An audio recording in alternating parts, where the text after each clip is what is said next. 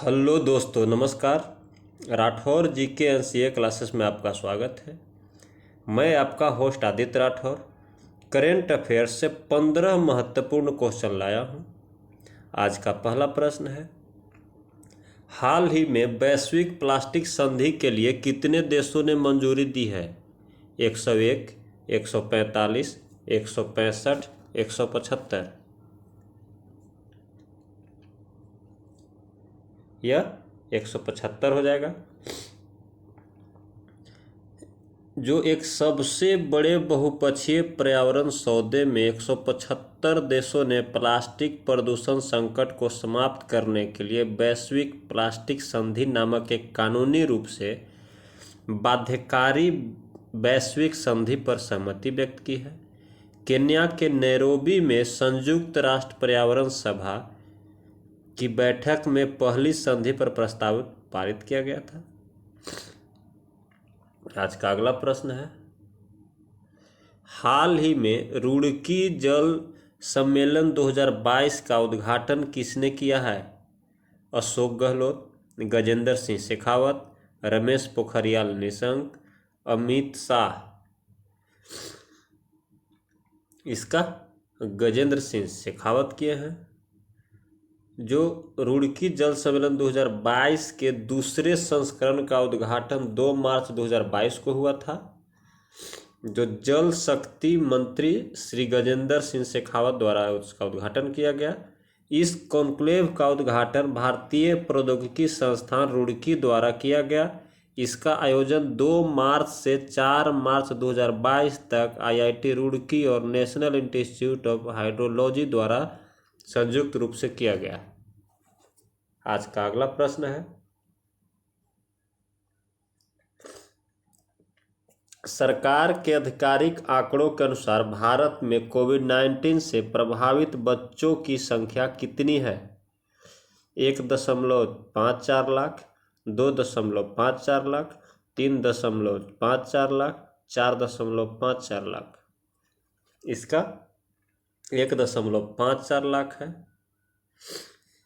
तो इससे पहले लैसेंट द्वारा दावा किया गया था कि भारत में 19 लाख बच्चों ने अपने माता पिता या देखभाल करने वाले को कोविड-19 के कारण खो दिया है। महिला और बाल विकास मंत्रालय ने कहा कि इन निष्कर्षों का जमीनी वास्तविकताओं से कोई संबंध नहीं है। आधिकारिक आंकड़ों के अनुसार प्रभावित बच्चों की संख्या 1,53,827, जो करीब 1,54,000 के आसपास है।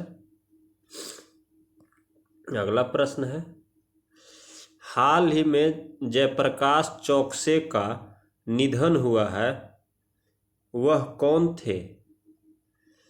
फिल्म निर्देशक, फिल्म निर्माता, फिल्म समीक्षक, हास्य कलाकार? वह एक फिल्म समीक्षक थे और लेखक भी थे, जिनका 82 वर्ष की आयु में हृदय गति रुकने से निधन हो गया। उन्होंने शायद 1979 में, कत्ल 1986 और बॉडीगार्ड 2011 में सहित कई फिल्मों के लिए पटकथा और संवाद लिखा था। आज का अगला प्रश्न है, हाल ही में सतत विकास सूचकांक 2021 में भारत किस स्थान पर रहा है? 111वें, 119वें, 120वें, 121वें? यह 120वें स्थान पर रहा है। तो इस सूचकांक में देशों को 100 में से अंक के आधार पर स्थान दिया गया है। भारत का स्कोर 60.07 है।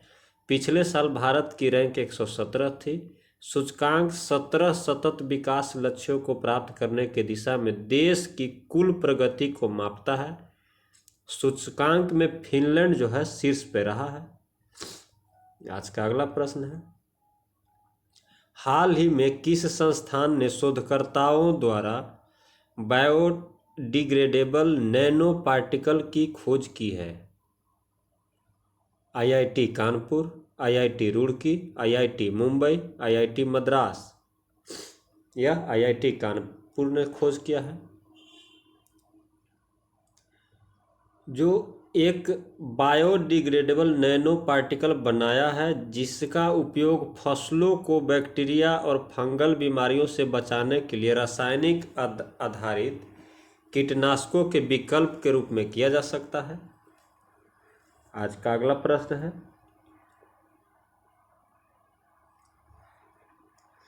हाल ही में किस स्थान पर 11.71 लाख दिए जलाकर गिनीज बुक रिकॉर्ड बनाया गया?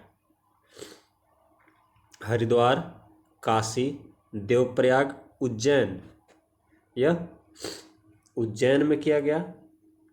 जो मध्य प्रदेश के उज्जैन में 10 मिनट में 11.71 लाख मिट्टी के दिए जलाकर गिनीज रिकॉर्ड बनाया गया। महाशिवरात्रि के अवसर पर शिव ज्योति अर्पणम महोत्सव के हिस्से के रूप में दिए जलाए गए। आज का अगला प्रश्न है, हाल ही में किस राज्य में हेरथ महोत्सव मनाया गया है? लद्दाख, जम्मू और कश्मीर, हिमाचल प्रदेश, उत्तराखंड।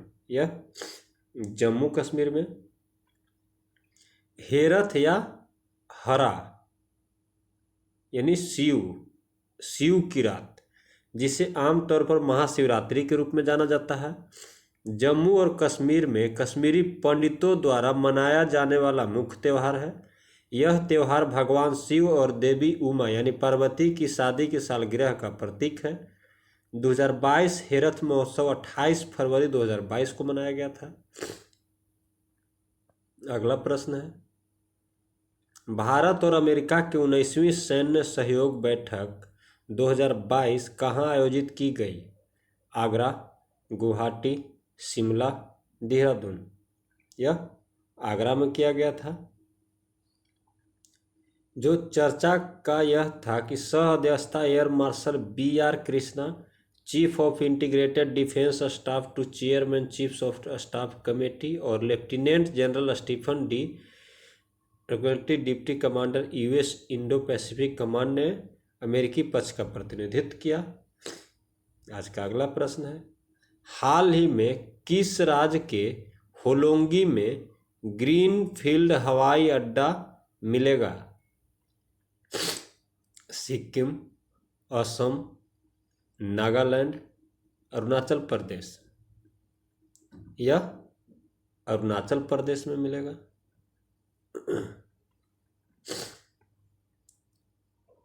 तो अरुणाचल प्रदेश का होलोंगी हवाई अड्डा 15 अगस्त से चालू होने की उम्मीद है। होलोंगी में ग्रीनफील्ड हवाई अड्डा राज्य की राजधानी ईटानगर से 15 किलोमीटर दूर है और इसे भारतीय विमानपत्तनम प्राधिकरण द्वारा विकसित किया जा रहा है। आज का अगला प्रश्न है, हाल ही में जेट एयरवेज का CEO किसे बनाया गया है? अक्षय मित्तल, संजीव कपूर,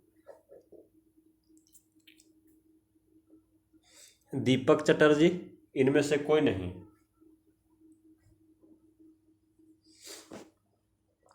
यह संजीव कपूर सही हो जाएगा इसका आंसर। दरअसल एयरलाइन ने संजीव कपूर को मुख्य कार्यपालक अधिकारी नियुक्त किया है। Kapoor Oberoi hotels and resorts में प्रेसिडेंस के पद पर कार्यरत हैं। उन्होंने स्पाइस जेट, गो एयर तथा विस्तारा में भी कई पदों पर काम किया है। आज का अगला प्रश्न है, हाल ही में किस मंत्रालय ने स्वदेश दर्शन पुरस्कार शुरू किया है? पर्यटन मंत्रालय, विदेश मंत्रालय, गृह मंत्रालय, शिक्षा मंत्रालय। यह पर्यटन मंत्रालय ने किया है। जो इन प्रयासों का उद्देश्य पर्यटन को बढ़ावा देना है। स्वदेश दर्शन पुरस्कार कई श्रेणियों में दिए जाएंगे, जिसमें सर्वोत्तम प्रथाओं को रेखांकित किया जाएगा।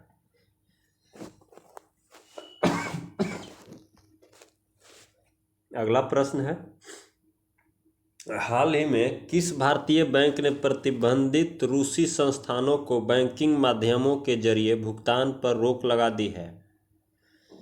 HDFC बैंक, भारतीय state bank, Punjab national bank, ICICI bank. यह भारतीय स्टेट बैंक ने रोक लगा दिया है। तो मीडिया रिपोर्ट के अनुसार इस संबंध में SBI ने अधिसूचना जारी भी कर दिया है। SBI रूस के मॉस्को में कॉमर्शियल इंडो बैंक नाम से संयुक्त उद्यम संचालित करता है।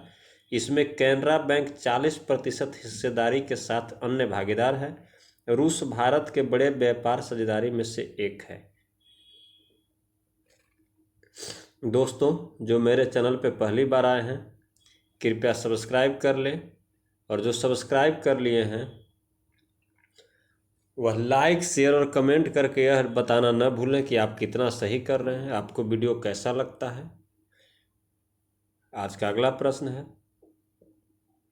किस राज्य सरकार ने ऊंट संरक्षण व विकास नीति लागू करने की घोषणा की है? गुजरात, मध्य प्रदेश, महाराष्ट्र, राजस्थान। यह राजस्थान है। तो यह घोषणा ऐसे समय में की गई है जबकि राजस्थान ही नहीं बल्कि समूचे देश में ऊँटों की संख्या लगातार कम हो रही है, और नागालैंड, मेघालय जैसे राज्यों में आधिकारिक रूप से अब एक भी ऊँट नहीं बचा है। ऊँट राजस्थान का राज्य पशु है, और थार रेगिस्तान वाले राजस्थान को ऊँट का घर भी कहा जाता है। आज का अगला और आखिरी प्रश्न है, हाल ही में किस राज्य सरकार ने मन्नार की खाड़ी, पाक खाड़ी में डुगोंग के लिए भारत के पहले संरक्षण रिजर्व की स्थापना करने का निर्णय लिया है? तमिलनाडु, कर्नाटक, केरल, महाराष्ट्र। यह तमिलनाडु हो जाएगा। यह भारत को डुगोंग संरक्षण के संबंध में दक्षिण एशिया उप क्षेत्र में अग्रणी राष्ट्र के रूप में कार्य करने की सुविधा प्रदान करता है। डुगोंग समुद्री घास खाते हैं।